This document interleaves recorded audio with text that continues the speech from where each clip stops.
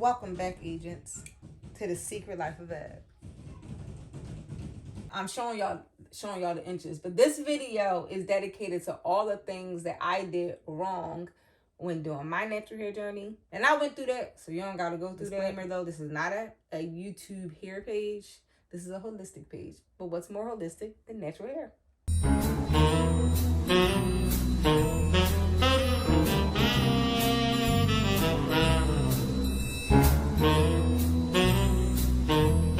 So my friends are always like, Eb, your hair was always long. But if we look at these pictures, we can see that's far from the truth. My hair was just full, which gave the illusion of length. And because we was all damaging our hair at the same time, my hair was just a little longer than others at that time. But it was very much shoulder length, maybe a little below, sometimes above, and them ends was raggedy. That's why I had to keep getting my hair chopped.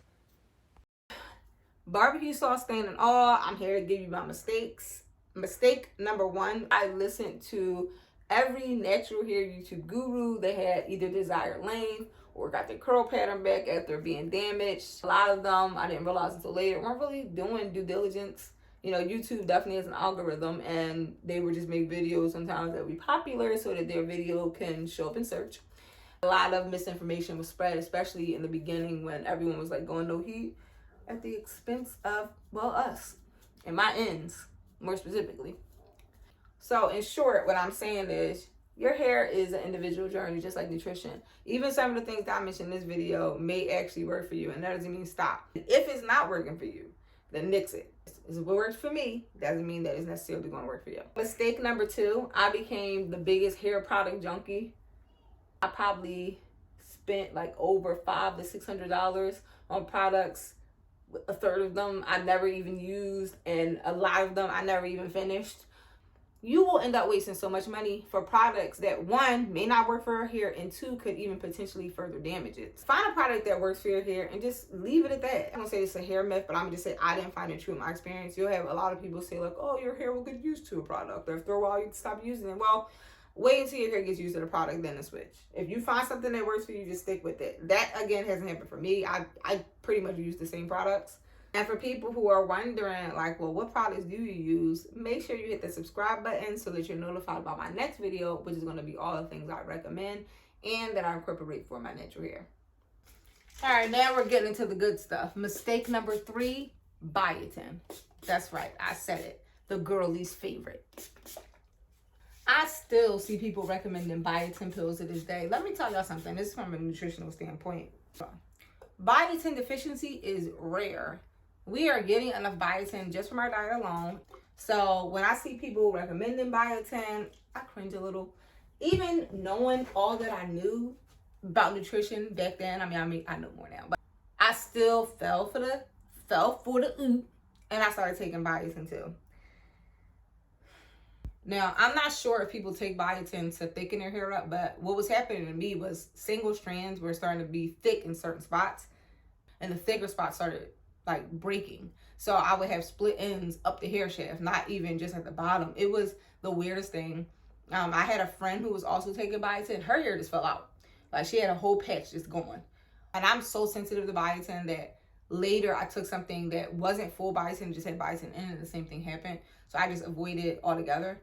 But if you notice that you're having like a lot of like split ends and you're taking a product of biotin in it, you might just want to just nix it. You might just want to get rid of it. I'm about to shake the table with this next one. I decided to combine the two. Mistake 4 and 5, coconut oil and shea butter.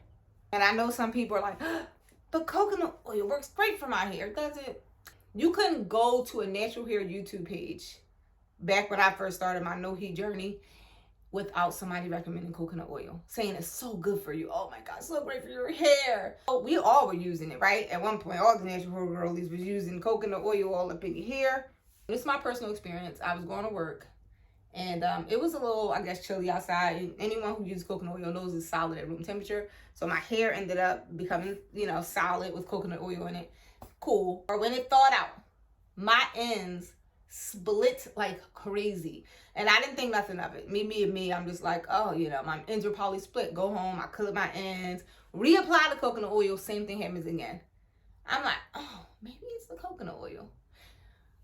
The article starts circulating, and the article is like, why black girls should stop using coconut oil in their hair immediately. I'm like, what? Livid. That's when I stopped listening to the Natural Hair YouTube page. I was pissed.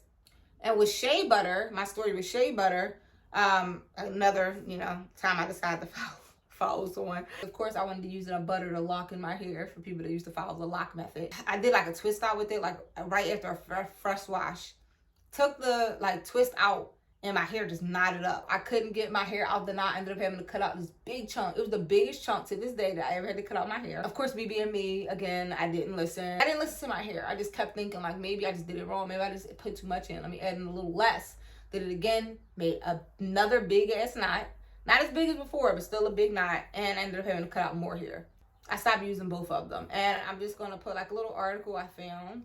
It wasn't the article that I saw then. I wish I could find that one. But another article that came out about, why you shouldn't use coconut and shea butter in your hair. And you'll see. I was duped. This is where it really begins. Where y'all really about to not feel me. Mistake number 6. I do not recommend washing your hair weekly or bi-weekly. I did that, and it caused my hair to break off something crazy, which goes into my next mistake, styling on wet hair. Hear me out, right? Growing up, we used to all hear the old adage, oh, dirty hair grow, right? And when they said that, I doubt they meant like, oh, walk around with your hair filthy and stinking and dirty. I think they just meant it in a way of let that natural oil build up on your scalp. Other races with finer hair, they tend to have an oil build up a lot faster than, cultures or races with coarser hair. And their hair also grows a little faster as well. And you'll have a lot of articles that says, oh no, don't do that. You'll get bacteria growth on your hair. Your hair might be dry.